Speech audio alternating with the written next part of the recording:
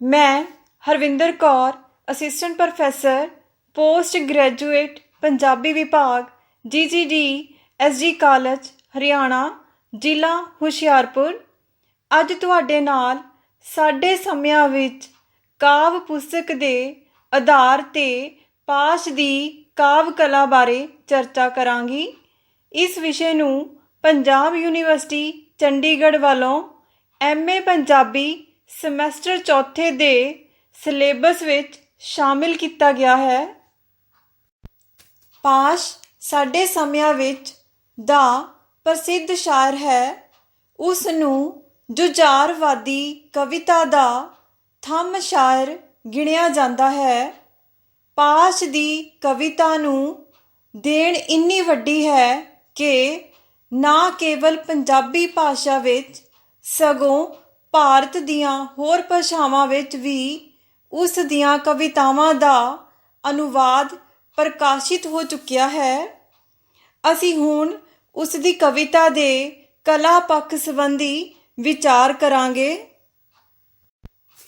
ਭਾਰਤੀ ਸਾਹਿਤ ਆਚਾਰੀਆ ਨੇ ਕਾਵਿ ਦੇ ਦੋ ਪੱਖ ਪ੍ਰਵਾਨ ਕੀਤੇ ਹਨ। ਪਹਿਲਾ ਅਨੁਭੂਤੀ ਜਾਂ ਵਿਸ਼ਾ ਪੱਖ ਤੇ ਦੂਸਰਾ ਅਭਿਵਿਅਕਤੀ ਜਾਂ ਕਲਾ ਪੱਖ। ਅਨੁਭੂਤੀ ਪੱਖ ਦੇ ਅਧੀਨ ਰਚਨਾ ਦੇ ਵਿਸ਼ੇ ਵਸਤੂ ਦਾ ਬਹੁਪੱਖੀ ਵਿਸਤ੍ਰਿਤ ਵਿਸ਼ਲੇਸ਼ਣ ਕੀਤਾ ਜਾਂਦਾ ਹੈ ਅਤੇ ਅਭਿਵਿਅਕਤੀ ਪੱਖ ਅਧੀਨ ਉਸ ਰਚਨਾ ਦੀ ਭਾਸ਼ਾ ਸ਼ੈਲੀ, ਸ਼ਬਦਾਵਲੀ, ਕਲਪਨਾ ਸ਼ਕਤੀ, ਸੁਝਾਊ ਤੱਤ, ਇਤਿਹਾਸਿਕ ਮਿਥਿਹਾਸਿਕ ਹਵਾਲੇ, ਅਲੰਕਾਰ ਵਿਧਾਨ, ਬਿੰਬ ਵਿਧਾਨ, ਪ੍ਰਤੀਕ ਵਿਧਾਨ, ਛੰਦ ਯੋਜਨਾ, ਤੋਲ ਤੁਕਾਂਤ, ਲੈਅ, ਸੰਗੀਤਾਤਮਕਤਾ ਅਤੇ ਕਾਵਿ ਰੂਪਾਂ ਆਦਿ ਦਾ। ਇਹ ਦੋਵੇਂ ਪੱਖ ਕਿਸੇ ਕਾਵਿ ਕ੍ਰਿਤੀ ਨੂੰ ਸ੍ਰੇਸ਼ਟ ਜਾਂ ਘਟੀਆ ਬਣਾਉਂਦੇ ਹਨ, ਜਾਂ ਦੂਸਰੇ ਸ਼ਬਦਾਂ ਵਿੱਚ ਇੰਝ ਆਖਿਆ ਜਾ ਸਕਦਾ ਹੈ ਕਿ ਵਿਸ਼ੇ ਜਾਂ ਰੂਪਕ ਪੱਖੋਂ ਕਮਜ਼ੋਰ ਤੇ ਊਣੀ ਕਵਿਤਾ ਕਵਿਤਾ ਨਹੀਂ ਹੁੰਦੀ, ਅਕਵਿਤਾ ਹੋ ਜਾਂਦੀ ਹੈ। ਵਿਸ਼ੇ ਦੇ ਪੱਖ ਤੋਂ ਅਸੀਂ ਸਾਡੇ ਸਮਿਆਂ ਵਿੱਚ ਕਾਵਿ ਪੁਸਤਕ ਨੂੰ ਵੱਖਰੇ ਤੌਰ 'ਤੇ ਪਰਖ ਚੁੱਕੇ ਹਾਂ। ਹੁਣ ਅਸੀਂ ਸਾਡੇ ਸਮਿਆਂ ਵਿੱਚ ਕਾਵਿ ਪੁਸਤਕ ਦੇ ਕਲਾ ਪੱਖ ਸੰਬੰਧੀ ਚਰਚਾ ਕਰਾਂਗੇ। ਭਾਸ਼ਾ ਸ਼ੈਲੀ ਅਤੇ ਸ਼ਬਦਾਵਲੀ। ਕਿਸੇ ਕਵੀ ਦੀ ਰਚਨਾ ਦੇ ਸ਼ਿਲਪ ਵਿਧਾਨ ਦਾ ਸਰਵੇਖਣ ਕਰਦਿਆਂ ਸਭ ਤੋਂ ਪਹਿਲਾਂ ਅਸੀਂ ਉਸ ਦੀ ਭਾਸ਼ਾ ਸ਼ੈਲੀ ਤੇ ਸ਼ਬਦਾਵਲੀ ਬਾਰੇ ਚਰਚਾ ਕਰਾਂਗੇ, ਕਿਉਂਕਿ ਕਵਿਤਾ ਦੀ ਸ਼ਬਦਾਵਲੀ ਵਿੱਚ ਵਿਲੱਖਣ ਅਰਥ ਭਰਨ ਦੀ ਸਮਰੱਥਾ ਦਾ ਹੋਣਾ ਬਹੁਤ ਜ਼ਰੂਰੀ ਹੈ। ਇਸ ਦੀ ਮਹੱਤਤਾ ਬਾਰੇ ਦਵਿੰਦਰ ਸਤਿਆਰਥੀ ਲਿਖਦੇ ਹਨ। ਕਵਿਤਾ ਦੀ ਭਾਸ਼ਾ ਬਾਰੇ ਵਿਚਾਰ ਕਰਦਿਆਂ ਦੁਨੀਆ ਦੇ ਮਹਾਨ ਆਲੋਚਕ ਇਸ ਗੱਲ 'ਤੇ ਸਹਿਮਤ ਹਨ ਕਿ ਸ਼ਬਦ ਆਪਣੇ ਪ੍ਰਥਮ ਅਤੇ ਮੌਲਿਕ ਰੂਪ ਵਿੱਚ ਕੇਵਲ ਕਵਿਤਾ ਵਿੱਚ ਪ੍ਰਗਟ ਹੁੰਦੇ ਹਨ। ਭਾਸ਼ਾ ਨਾ ਹੋਵੇ ਤਾਂ ਮਨੁੱਖੀ ਸੱਭਿਆਚਾਰ ਦੀ ਹੋਂਦ ਹੀ ਅਸੰਭਵ ਹੋ ਜਾਵੇ। ਨਵੀਂ ਪੰਜਾਬੀ ਕਵਿਤਾ ਦੀ ਭਾਸ਼ਾ ਵਿੱਚ ਅਨੇਕਾਂ ਪਰਿਵਰਤਨ ਹੋ ਰਹੇ ਹਨ ਤੇ ਇੰਝ ਭਾਸ਼ਾ ਦਾ ਨਵਾਂ ਮਿਜਾਜ ਤੇ ਇੱਕ ਨਵਾਂ ਸੁਭਾਅ ਨਵੀਂ ਸ਼ਬਦਾਵਲੀ ਵਿੱਚ ਢਲ ਰਿਹਾ ਹੈ ਤੇ ਇਸ ਨੁਕਤੇ ਪ੍ਰਤੀ ਸਾਡੇ ਵਿਚਾਰ ਅਧੀਨ ਪਾਸ਼ ਪੂਰੀ ਤਰ੍ਹਾਂ ਸੁਚੇਤ ਅਤੇ ਜਾਗਰੂਕ ਹੈ। ਉਸ ਨੇ ਆਪਣੀ ਕਵਿਤਾ ਦੇ ਪ੍ਰਗਟਾਓ ਲਈ ਅਜੋਕੀ ਸ਼ਬਦਾਵਲੀ, ਅਜੋਕੇ ਚਿੰਨ੍ਹਾਂ, ਬਿੰਬਾਂ ਅਤੇ ਪ੍ਰਤੀਕਾਂ ਨੂੰ ਮਾਧਿਅਮ ਵਜੋਂ ਵਰਤਿਆ ਹੈ। ਉਸ ਦੀ ਭਾਸ਼ਾ ਮਾਂਝੀ ਸਵਾਰੀ, ਭਾਵਾਂ ਅਨੁਸਾਰ ਬਣਦੀ ਫੱਬਦੀ, ਸ਼ਬਦ ਚਿੱਤਰ ਖੜੇ ਕਰਦੀ, ਰਸ ਭਿੰਨੀ, ਸ਼ਬਦ ਸ਼ਕਤੀਆਂ ਦੀ ਸਮਰੱਥਾ ਨੂੰ ਪ੍ਰਗਟਾਉਂਦੀ, ਸੁਧਰੀ, ਠੇਠ ਤੇ ਪ੍ਰਗਤੀਸ਼ੀਲ ਭਾਸ਼ਾ ਹੈ। ਪਾਸ਼ ਦੀ ਭਾਸ਼ਾ ਪੇਂਡੂ ਮੁਹਾਵਰੇ ਦੀ ਭਾਸ਼ਾ ਹੈ। ਇਹ ਮੁਹਾਵਰਾ ਬਿਲਕੁਲ ਹੀ ਸਧਾਰਨ ਨਿਮਨ ਵਰਗ ਨਾਲ ਸੰਬੰਧ ਰੱਖਦਾ ਹੈ। ਇਸ ਦਾ ਕਾਰਨ ਇਹ ਹੈ ਕਿ ਪਾਸ਼ ਆਪਣੀ ਕਵਿਤਾ ਦੀ ਸਿਰਜਣਾ ਆਮ ਆਦਮੀ ਲਈ ਕਰਦਾ ਸੀ। ਉਸ ਦਾ ਕਾਵਿ ਦ੍ਰਿਸ਼ਟੀਕੋਣ ਹੀ ਲੋਕਾਂ ਲਈ ਕਵਿਤਾ ਸਿਰਜਣ ਨਾਲ ਸੰਬੰਧ ਰੱਖਦਾ ਸੀ। ਇਸ ਲਈ ਉਸ ਦੀ ਭਾਸ਼ਾ ਲੋਕ ਮੁਹਾਵਰੇ ਦੇ ਨੇੜੇ ਹੈ। ਸਮਾਸ ਸਿਰਜਣਾ। ਸਾਡੇ ਸਮਿਆਂ ਵਿੱਚ ਕਾਵਿ ਸੰਗ੍ਰਹਿ ਵਿੱਚ ਪਾਸ਼ ਇੱਕ ਪਰੋੜ ਕਵੀ ਦੇ ਤੌਰ ਤੇ ਸਾਡੇ ਸਾਹਮਣੇ ਆਉਂਦਾ ਹੈ। ਇਸ ਲਈ ਇਹਨਾਂ ਕਵਿਤਾਵਾਂ ਵਿੱਚ ਉਸ ਦੀ ਨਵੇਂ ਸਮਾਸ ਸਿਰਜਣ ਦੀ ਰੁਚੀ ਵੀ ਪ੍ਰਤੱਖ ਵੇਖੀ ਜਾ ਸਕਦੀ ਹੈ। ਭਾਵੇਂ ਇਹ ਸਮਾਸ ਉਸ ਨੇ ਸਥਾਪਤੀ ਦੇ ਖਿਲਾਫ ਤੇ ਪਰੰਪਰਾ ਦੇ ਖਿਲਾਫ ਹੀ ਸਿਰਜੇ ਹਨ। ਬੇਰਹਿਮ ਅਸਮਾਨ, ਜੋਤਾ ਲੱਗੇ ਬਲਦ, ਉਂਗਲਾਂ ਵਿੱਚੋਂ ਸਿਮਦਾ ਰਾਗ, ਟਿੰਡਿਆਂ ਵਿੱਚੋਂ ਕਿਰੀ ਕਪਾਹ ਆਦਿ ਅਜਿਹੇ ਸਮਾਸ ਹਨ ਜਿਹੜੇ ਉਸ ਦੀ ਕਵਿਤਾ ਵਿੱਚ ਸਹਿਜੇ ਹੀ ਪ੍ਰਵੇਸ਼ ਕਰ ਗਏ ਹਨ। ਇੱਕ ਪਾਸੇ ਇਹ ਸਮਾਸ ਕਵੀ ਦੀ ਸਿਰਜਣਾ ਸ਼ਕਤੀ ਦੇ ਉਦਾਹਰਣ ਹਨ ਅਤੇ ਦੂਜੇ ਪਾਸੇ ਇਹਨਾਂ ਵਿੱਚ ਇੱਕ ਸੂਖਮ ਆਲੋਚਨਾ ਵੀ ਮਿਲਦੀ ਹੈ। ਦੂਸਰਾ, ਇਹ ਸਮਾਸ ਇਸ ਰਚਨਾ ਵਿੱਚ ਸੰਜਮ ਅਤੇ ਸੁਝਾਊਪੁਣੇ ਦਾ ਗੁਣ ਭਰਦੇ ਹਨ। ਇਹ ਸਮਾਸ ਨਾ ਕੇਵਲ ਪਾਠਕ ਅਤੇ ਸਰੋਤੇ ਦੀ ਚੇਤਨਾ ਨੂੰ ਟੁੰਬਦੇ ਹਨ, ਸਗੋਂ ਉਸ ਨੂੰ ਰੋਕਣ, ਸੋਚਣ, ਸਮਝਣ ਲਈ ਵੀ ਮਜਬੂਰ ਕਰਦੇ ਹਨ। ਵਿਅੰਗ ਦੀ ਵਰਤੋਂ। ਵਿਅੰਗ ਪਾਸ਼ ਦੀ ਕਵਿਤਾ ਦਾ ਇੱਕ ਪ੍ਰਮੁੱਖ ਤੇ ਤੇਜ਼ ਹਥਿਆਰ ਹੈ। ਉਸ ਦੀ ਹਰ ਕਵਿਤਾ ਸਥਾਪਤੀ ਤੇ ਪਰੰਪਰਾ ਤੇ ਅਤੇ ਪੁਰਾਣੀਆਂ ਦਕਿਆਨੂਸੀ ਕਿਸਮ ਦੀਆਂ ਮਾਨਤਾਵਾਂ ਤੇ ਵਿਅੰਗ ਕਰਦੀ ਹੈ। ਜਦੋਂ ਉਹ ਚਿੜੀਆਂ ਦਾ ਚੰਬਾ ਕਵਿਤਾ ਲਿਖਦਾ ਹੈ ਤਾਂ ਉਸ ਵੇਲੇ ਉਹ ਇੱਕ ਸਮੁੱਚੀ ਸੱਭਿਆਚਾਰਕ ਵਿਵਸਥਾ ਤੇ ਵਿਅੰਗ ਕਰਦਾ ਹੈ ਤੇ ਆਖਦਾ ਹੈ ਕਿ ਇਸ ਚਿੜੀਆਂ ਦੇ ਚੰਬੇ ਨੇ ਉੱਡ ਕੇ ਕਿਤੇ ਨਹੀਂ ਜਾਣਾ, ਇਹ ਤਾਂ ਇੱਥੇ ਹੀ ਘਾਹ ਖੋਤੇਗਾ। ਸਰੋਦੀ ਗੁਣ। ਪਾਸ਼ ਦੀਆਂ ਕਵਿਤਾਵਾਂ ਮੂਲ ਰੂਪ ਵਿੱਚ ਖੁੱਲ੍ਹੀਆਂ ਕਵਿਤਾਵਾਂ ਹਨ। ਇਹਨਾਂ ਵਿੱਚ ਛੰਦਾਬੰਦੀ ਦਾ ਬੰਦੇਜ ਨਹੀਂ, ਪਰ ਇਸ ਦੇ ਬਾਵਜੂਦ ਇਹਨਾਂ ਕਵਿਤਾਵਾਂ ਵਿੱਚ ਸੰਗੀਤਾਤਮਕਤਾ ਦੇ ਸਰੋਦੀ ਗੁਣ ਮੌਜੂਦ ਹੈ।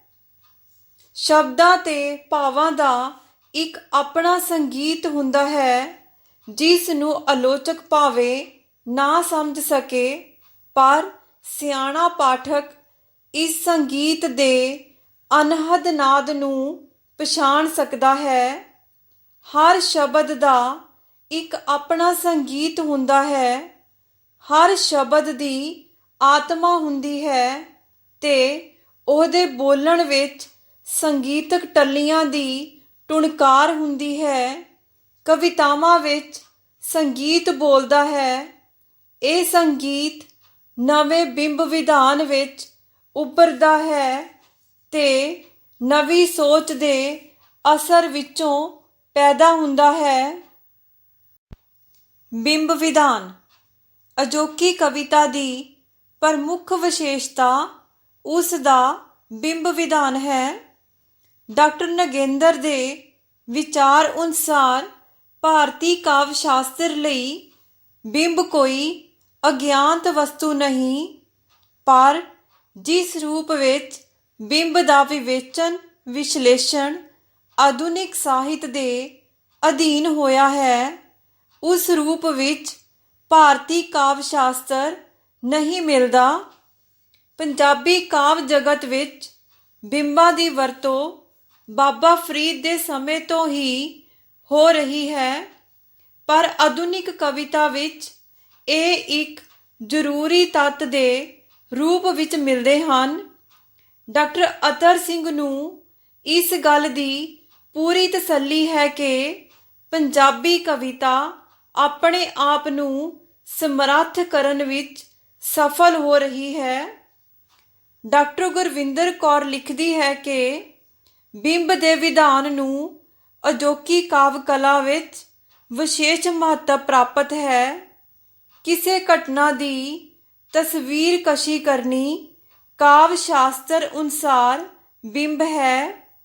ਇਸ ਰਾਹੀਂ ਹੀ ਕਵੀ ਦੀਆਂ ਅਨੁਭੂਤੀਆਂ ਨੂੰ ਅਭਿਵਿਅਕਤੀਆਂ ਪ੍ਰਾਪਤ ਹੁੰਦੀਆਂ ਹਨ।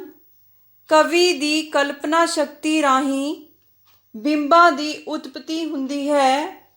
ਬਿੰਬ ਭਾਵੇਂ ਅਰਥ ਚਿੱਤਰ ਹੀ ਹੁੰਦਾ ਹੈ, ਪਰ ਹਰ ਇੱਕ ਚਿੱਤਰ ਨੂੰ ਬਿੰਬ ਨਹੀਂ ਕਿਹਾ ਜਾ ਸਕਦਾ। ਕਵੀ ਦੇ ਭਾਵ ਜਾਂ ਵਿਚਾਰ ਮੂਲ ਤੌਰ ਤੇ ਅਮੂਰਤ ਹੁੰਦੇ ਹਨ, ਜਿਨ੍ਹਾਂ ਨੂੰ ਕਲਪਨਾ ਦੀ ਉਡਾਰੀ ਦੁਆਰਾ ਉਹ ਇਸ ਤਰ੍ਹਾਂ ਦੇ ਅਨੁਕੂਲ ਚਿੱਤਰਾਂ ਦੁਆਰਾ ਮੂਰਤੀਮਾਨ ਕਰਦਾ ਹੈ ਕਿ ਪਾਠਕਾਂ ਨੂੰ ਉਸੇ ਤਰ੍ਹਾਂ ਹੀ ਬੋਧ ਜਾਂ ਅਨੁਭੂਤੀ ਕਰਾਉਂਦਾ ਹੈ, ਜਿਸ ਤਰ੍ਹਾਂ ਦੀ ਅਵਸਥਾ ਵਿੱਚ ਕਿ ਉਹ ਆਪ ਹੁੰਦਾ ਹੈ। ਪਾਸ਼ ਇੱਕ ਅਜਿਹਾ ਸ਼ਕਤੀਸ਼ਾਲੀ ਕਲਾਕਾਰ ਹੈ ਕਿ ਉਹ ਹਰ ਗੱਲ ਕਹਿੰਦਾ ਹੀ ਬਿੰਬਾਂ ਵਿੱਚ ਹੈ। ਇਤਿਹਾਸ ਦਾ ਹਰ ਨਵਾਂ ਦੌਰ ਨਵੇਂ ਬਿੰਬਾਂ ਨੂੰ ਘੜਦਾ ਹੈ। ਪਾਸ਼ ਕ੍ਰਾਂਤੀਕਾਰੀ ਬਿੰਬ ਨੂੰ ਲੋਕ ਚੇਤਨਾ ਦਾ ਅੰਗ ਬਣਾਉਣ ਲਈ ਕਾਵਿ ਪ੍ਰਗਟਾਵੇ ਦਾ ਮਾਧਿਅਮ ਬਣਾਉਂਦਾ ਹੈ। ਪਾਸ਼ ਦੀ ਕਾਵਿ ਰਚਨਾ ਵਿੱਚ ਲਏ ਗਏ ਬਹੁਤ ਸਾਰੇ ਬਿੰਬ ਕਿਸਾਨੀ ਜੀਵਨ ਵਿੱਚੋਂ ਹੀ ਲਏ ਗਏ ਹਨ। ਪ੍ਰਤੀਕ। ਡਾਕਟਰ ਗੁਰਵਿੰਦਰ ਕੌਰ ਅਨੁਸਾਰ ਪਾਸ਼ ਦੀ ਕਵਿਤਾ ਵਿੱਚ ਪ੍ਰਤੀਕਾਂ ਦੀ ਵਰਤੋਂ ਵੀ ਕੀਤੀ ਗਈ ਹੈ। ਅਸਲ ਵਿੱਚ ਬਿੰਬ ਤੋਂ ਬਾਅਦ ਕਲਪਨਾ ਦਾ ਪ੍ਰਗਟ ਦੂਜਾ ਰੂਪ ਪ੍ਰਤੀਕ ਹੈ। ਇਹ ਸ਼ਬਦ ਅੰਗਰੇਜ਼ੀ ਦੇ ਸਿੰਬਲ ਸ਼ਬਦ ਦੇ ਸਮਾਨ ਅਰਥੀ ਵਜੋਂ ਵਰਤਿਆ ਗਿਆ ਹੈ। ਬ੍ਰਿਟੈਨਿਕਾ ਵਿਸ਼ਵਕੋਸ਼ ਅਨੁਸਾਰ ਪ੍ਰਤੀਕ ਸ਼ਬਦ ਦੀ ਵਰਤੋਂ ਉਸ ਦ੍ਰਿਸ਼ ਲਈ ਹੁੰਦੀ ਹੈ ਜੋ ਮਨ ਦੇ ਸਾਹਮਣੇ ਕਿਸੇ ਅਪ੍ਰਸਤੁਤ ਵਸਤੂ ਦੀ ਸਮਾਨਤਾ ਨੂੰ ਆਪਣੇ ਸੰਬੰਧ ਸੂਤਰਾਂ ਰਾਹੀਂ ਪੇਸ਼ ਕਰਦਾ ਹੈ। ਚਾਰਲਸ ਚੈਡਵਿਕ ਦਾ ਵਿਚਾਰ ਹੈ ਕਿ ਪ੍ਰਤੀਕ ਇੱਕ ਪ੍ਰਗਟਾਅ ਵਿਧੀ ਹੈ ਜੋ ਕਿਸੇ ਗੱਲ ਨੂੰ ਸਿੱਧੇ ਥਾਂ ਦੀ ਅਸਿੱਧੇ ਢੰਗ ਨਾਲ ਪ੍ਰਗਟਾਉਂਦੀ ਹੈ। ਪਾਸ਼ ਮਿਹਨਤੀ ਵਰਗ ਲਈ ਬਹੁਤ ਸਾਰੇ ਨਰੋਏ ਪ੍ਰਤੀਕਾਂ ਦੀ ਵਰਤੋਂ ਕਰਦਾ ਹੈ। ਰਸ। ਰਸ ਨੂੰ ਆਮ ਤੌਰ ਤੇ ਕਾਵਿ ਦੀ ਆਤਮਾ ਆਖ ਦਿੱਤਾ ਜਾਂਦਾ ਹੈ। ਰਸ ਇੱਕ ਚੇਤਨ ਆਨੰਦ ਹੈ। ਪਾਸ਼ ਦੀ ਰਚਨਾ ਵਿੱਚ ਵੀ ਰਸਾਂ ਦੀ ਵਰਤੋਂ ਮਿਲਦੀ ਹੈ। ਇਹਨਾਂ ਕਵਿਤਾਵਾਂ ਵਿੱਚ ਕਰੁਣਾ, ਭਿਆਨਕ, ਰੌਦਰ ਰਸਾਂ ਦੀ ਵਰਤੋਂ ਜ਼ਿਆਦਾ ਕੀਤੀ ਗਈ ਹੈ, ਜਦੋਂ ਕਿ ਸ਼ਾਂਤ ਰਸ ਦੀ ਵਰਤੋਂ ਘੱਟ ਹੋਈ ਹੈ। ਉਸ ਦੀਆਂ ਬਹੁਤ ਸਾਰੀਆਂ ਰਚਨਾਵਾਂ ਹਨ ਜਿਨ੍ਹਾਂ ਵਿੱਚ ਕੇਵਲ ਰੌਦਰ ਰਸ ਦੀ ਨਿਸ਼ਪਤੀ ਹੁੰਦੀ ਹੈ। ਕਿਤੇ ਕਿਤੇ ਕਰੁਣਾ ਰਸ ਦੀ ਝਲਕ ਵੀ ਪ੍ਰਾਪਤ ਹੋ ਜਾਂਦੀ ਹੈ। ਕਾਤਲ, ਮਾਂ ਦੀਆਂ ਅੱਖਾਂ, ਹੱਥ, ਘਾਹ ਆਦਿ ਉਸ ਦੀਆਂ ਨਜ਼ਮਾਂ ਰੌਦਰ ਰਸ ਦੀ ਉਤਪਤੀ ਕਰਦੀਆਂ ਹਨ। ਪਾਸ਼ ਦੀਆਂ ਕੁਝ ਕਵਿਤਾਵਾਂ ਜਿਵੇਂ ਚਿੜੀਆਂ ਦਾ ਚੰਬਾ, ਸ਼ਨੀ ਆਦਿ ਕਰੁਣਾ ਰਸ ਉਪਜਾਉਂਦੀਆਂ ਹਨ। ਅਲੰਕਾਰ ਯੋਜਨਾ। ਅਲੰਕਾਰ ਦੇ ਸ਼ਬਦੀ ਅਰਥ ਹਨ ਗਹਿਣਾ ਜਾਂ ਭੂਸ਼ਣ। ਜਿਵੇਂ ਕਿ ਹਰ ਮੁਟਿਆਰ ਸੁੰਦਰ ਗਹਿਣਿਆਂ ਤੋਂ ਬਿਨਾ ਸੋਹਦੀ ਨਹੀਂ। ਇਸੇ ਤਰ੍ਹਾਂ ਕਵਿਤਾ ਰੂਪੀ ਮੁਟਿਆਰ ਲਈ ਅਲੰਕਾਰ ਰੂਪੀ ਗਹਿਣਿਆਂ ਦਾ ਹੋਣਾ ਜ਼ਰੂਰੀ ਸਮਝਿਆ ਜਾਂਦਾ ਹੈ।